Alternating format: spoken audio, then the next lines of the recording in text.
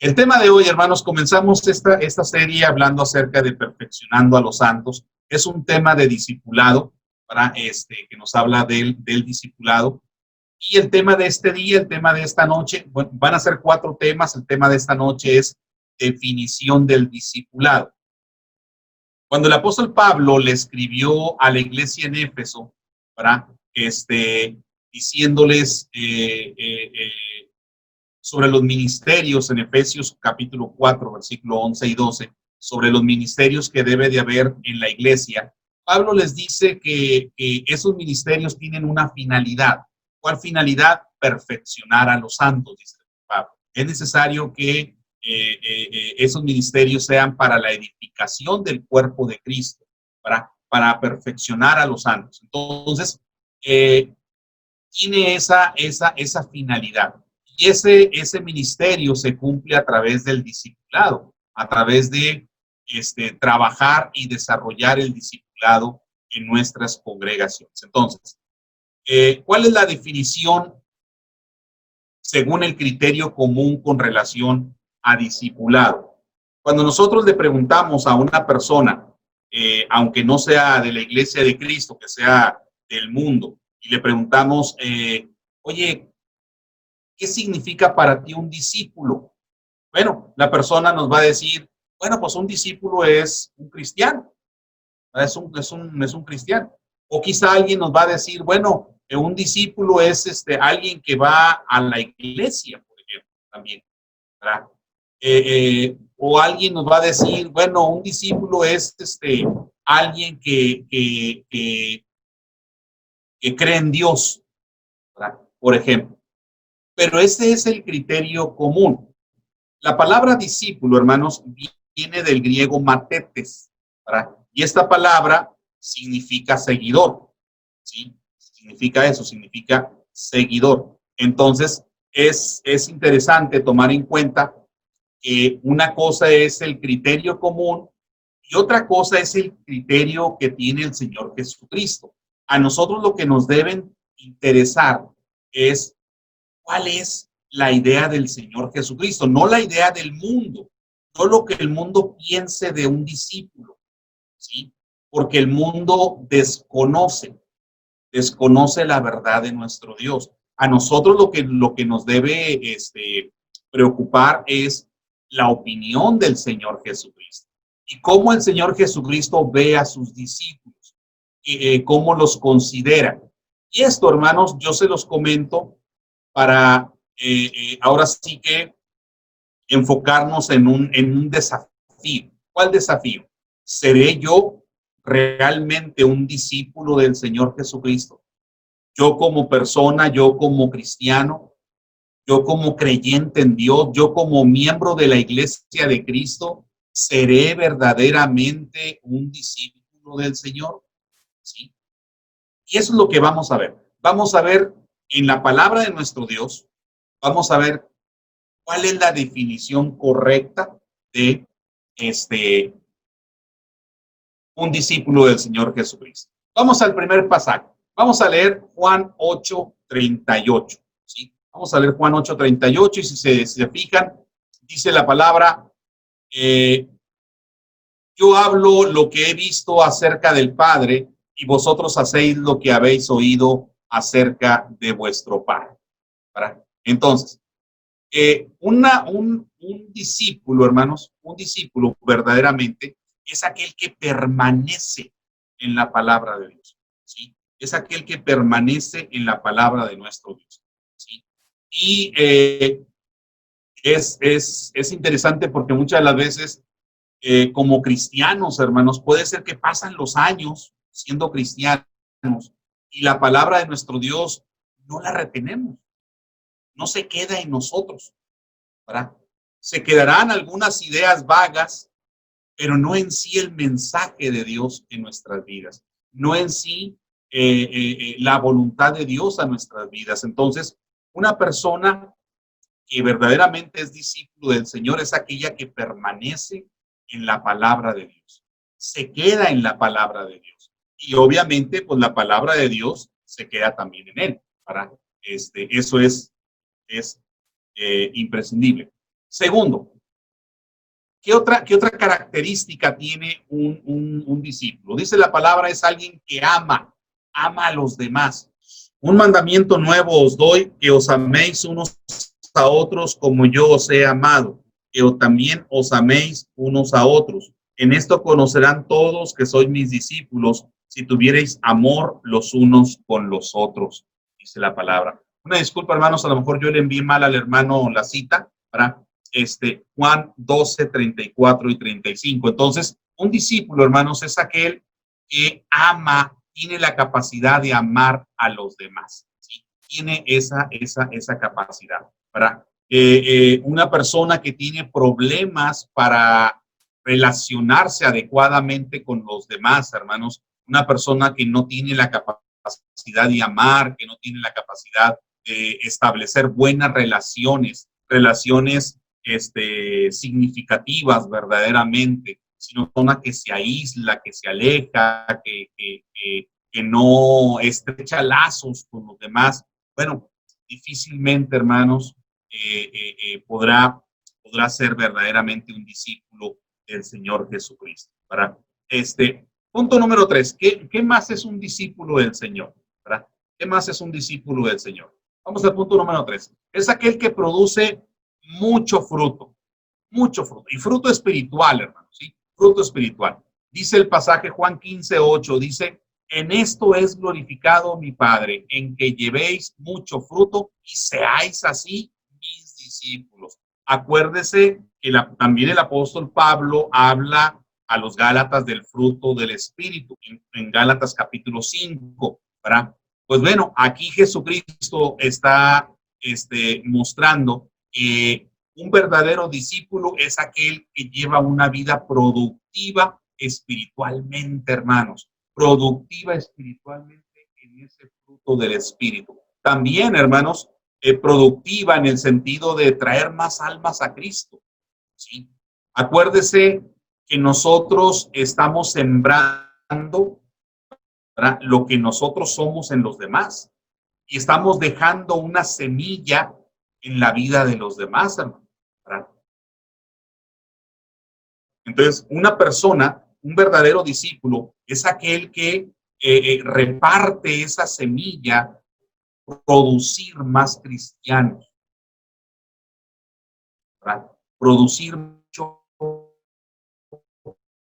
mucho fruto. Y aquí entonces ese fruto implica estas dos cosas, el fruto del Espíritu y el fruto de la reproducción espiritual, el poder llevar más cristianos, producir más cristianos. Tenemos una familia, tenemos amigos, tenemos compañeros de trabajo, entonces tenemos mucho lugar donde sembrar la semilla del Evangelio para producir mucho fruto. Y eso hará de nosotros unos verdaderos discípulos del Señor Jesucristo, ¿verdad? Siguiente punto. ¿Qué más es un discípulo de Dios? Bueno, es aquel que le da a Dios la preeminencia, hermanos. Es aquel que le entrega a Dios la preeminencia. Y eso es muy significativo, hermanos, porque esto implica, ¿verdad?, ¿qué lugar ocupa Dios en tu vida? ¿Qué tan importante es Dios para tu vida? Y esto se ve reflejado en dos cosas, hermano. La primera, se ve reflejado en nuestra relación para con la iglesia. Soy una persona fiel, soy una persona que asiste, soy una persona que está ahí entregado al servicio de la iglesia, o soy una persona ajena a la iglesia del Señor, ¿verdad? Soy un cristianismo, llevo un cristianismo así superficial, de tal manera que no hay lazos profundos con la iglesia. ¿Qué clase de cristianismo llevo? Y segundo, hermanos, también esto implica también el servicio que yo doy eh, eh, para los demás. ¿Para qué clase de servicio doy a las demás personas? ¿Para? En mi vida se ve reflejado que Dios forma parte de mi vida, en mis acciones, mis hechos, lo que yo hago, lo que yo hablo, cómo trato a los demás, cómo trato a mi esposa, cómo trato a mi esposo, cómo soy con mis hijos, cómo trato a mis padres, cómo trato a mis semejantes allá en los trabajos o en la calle o en el mercado, no sé, donde esté, se ve reflejado que Dios forma parte de mi vida, ¿sí? Que yo le estoy dando a Dios la preeminencia en mi vida, hermano, ¿verdad? Entonces, imagínese usted, si soy un cristiano que no asiste regularmente, y un cristiano que tiene problemas familiares, que no nos podemos poner de acuerdo con la pareja, con los hijos, con los padres, con los hermanos carnales, la pregunta es, ¿le estaremos dando la preeminencia a Dios en nosotros? ¿Estará ocupando Dios el lugar más importante de nuestra vida? ¿Verdad? Piénselo. Siguiente punto. Una persona que es verdaderamente discípulo del Señor, hermanos, es aquel que está dispuesto a cargar la cruz del Señor, a llevar la cruz del Señor Jesucristo, ¿verdad? Llevar la cruz del Señor Jesucristo, hermanos, implica eh, renunciar a nuestros intereses propios. Fíjese lo que dice Lucas 14:27, dice, y el que no lleva su cruz y viene en pos de mí, no puede ser mi discípulo. Acuérdese que la cruz sirvió para crucificar a nuestro Señor Jesús. Y en esa cruz el Señor murió, hermanos. Se acabó su vida. Ya no continuó más y dio paso a ese Señor eterno, ¿sí?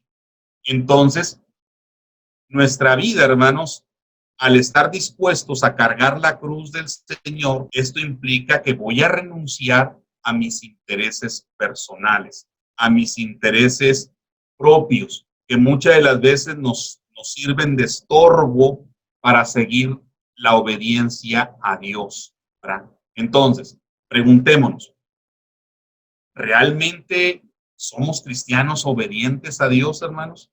¿O todavía hay algo por ahí que nos estorba para no seguir en la obediencia a Dios? ¿Hay algo que todavía nos detiene? ¿Hay algo que todavía nos impide, nos limita, hermanos, en nuestra vida personal? No esté pensando usted en su familia, no esté culpando a su familia, no culpe a su esposa, no culpe a sus padres, no culpe a sus hijos, no culpe a su trabajo, que es una bendición de Dios, hermano, ¿verdad? Piense más bien, ¿no será algo en usted o en mí, en lo personal, que es lo que nos detiene para seguir fieles al Señor? ¿Verdad? Piense en ello, ¿por qué? Porque el verdadero discípulo está dispuesto a llevar su cruz. La cruz de Jesucristo, hermanos, la verdadera cruz del Señor no fue la de madera, fue la de la obediencia, la de la obediencia. Sí, esa fue la verdadera cruz. Acuérdese que el Señor Jesucristo, la vida que llevó, estuvo en completa y absoluta renunciación a todo, hermanos. Jesucristo no hizo planes para su vida personal. El Señor Jesucristo no se casó, renunció a tener una familia. No hubiese sido pecado, hermanos, que el Señor formase una familia, pero renunció a ello por llevar a cabo el plan de su Padre. Renunció a tener un oficio, un empleo donde él pudiese ganar, ganar el bienestar material, ¿sí?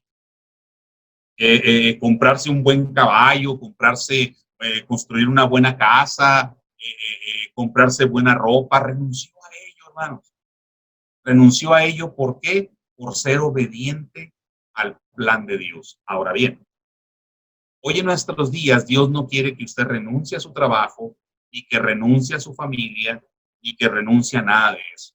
Lo que Dios quiere es que siendo usted parte de una familia, teniendo un trabajo, teniendo una vida en esta tierra, usted pueda ser obediente a Dios, pueda obedecer sus mandamientos aún con esas cosas.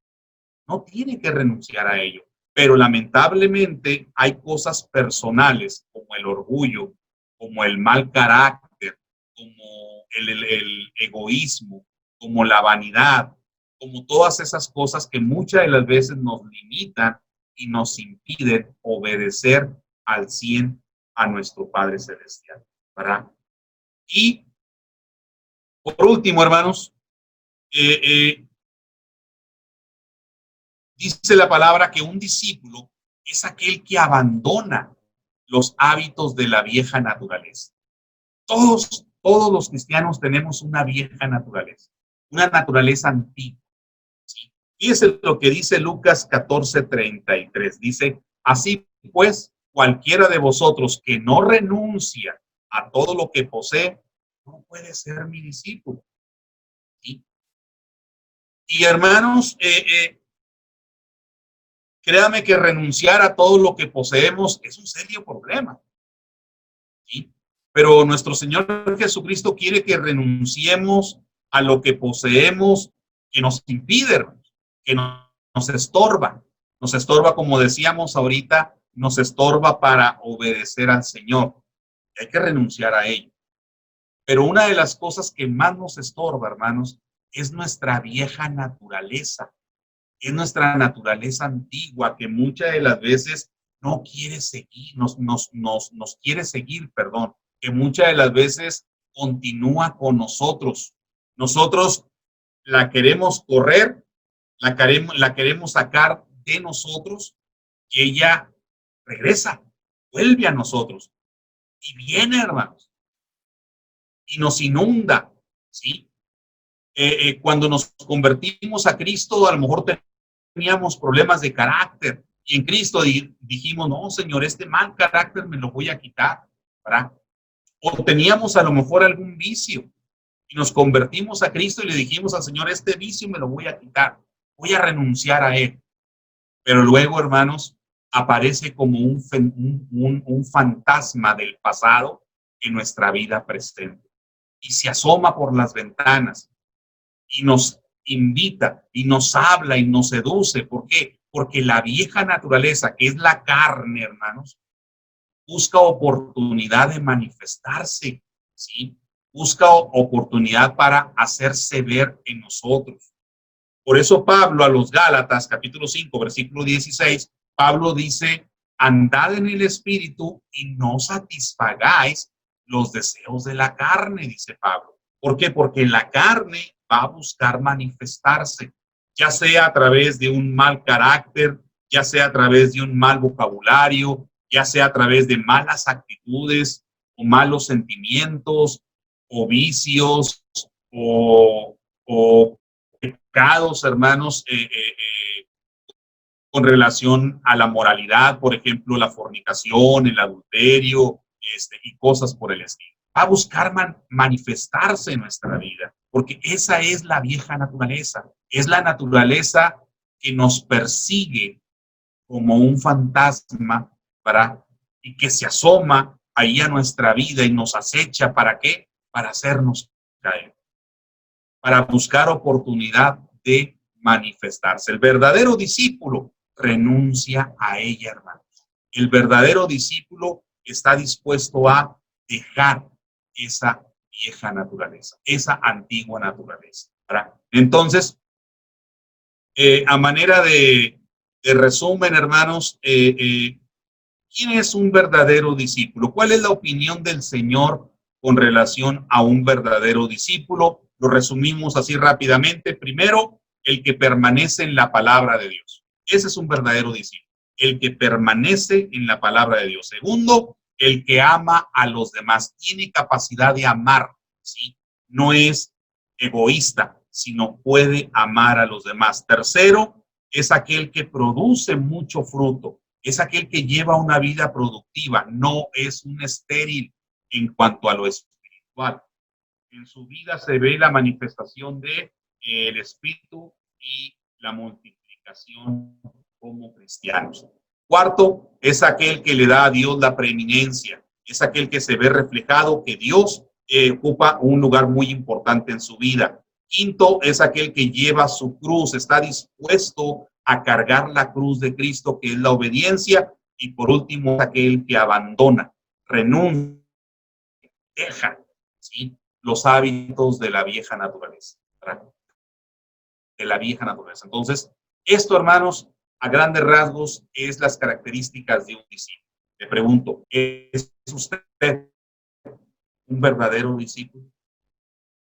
¿Hay algo que usted, algunos cambios que necesita hacer en su vida? ¿Hay algunos ajustes que necesita hacer en su vida como cristiano? Yo le invito, no pierda tiempo, hágalos, hágalos, haga esos ajustes, haga esos cambios para que verdaderamente seamos discípulos, verdaderos y auténticos discípulos del Señor Jesucristo.